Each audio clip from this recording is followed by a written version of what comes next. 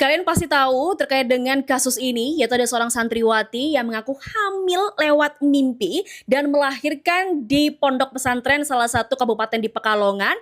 Dan keluarga pun malah responnya adalah tidak ada hubungan dengan siapapun, ini semua takdir Allah. Luar biasa. Dan akhirnya tidak berselang lama, salah satu kiai dari pondok pesantren tersebut dibawalah ke kantor polisi untuk dimintai keterangan. Ingat ya, ini masih dimintai keterangan dan masih belum jelas bagaimana kronologi salah satu santriwati tersebut yang melahirkan ini, siapakah pelakunya.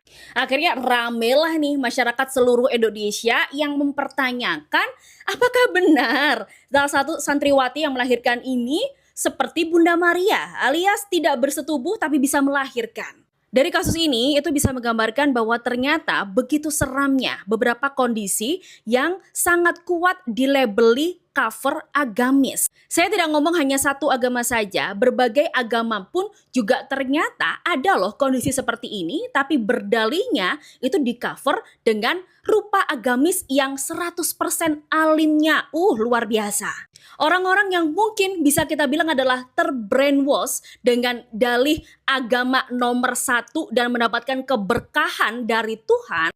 Akhirnya kejadian-kejadian seperti ini itu membuat manusia-manusia ini mengesampingkan akal sehat. Dia tidak mau menerima pemikiran yang logis. Apa itu ilmu sains? Apa itu ilmu yang lainnya? Pokoknya ilmu agama adalah nomor satu yang paling benar. Apakah dengan kejadian ini masyarakat Indonesia pun bisa memandang sebelah mata pondok pesantren? Jawabannya adalah sangat-sangat bisa.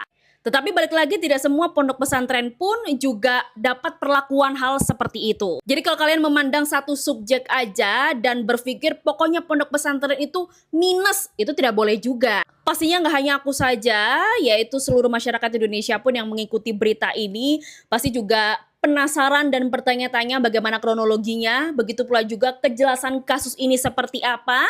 Pastinya kalau hal seperti ini terjadi di lingkungan pondok pesantren, takutnya kalau tidak terkuak siapakah pelakunya akan merembet kepada santriwati-santriwati yang lainnya.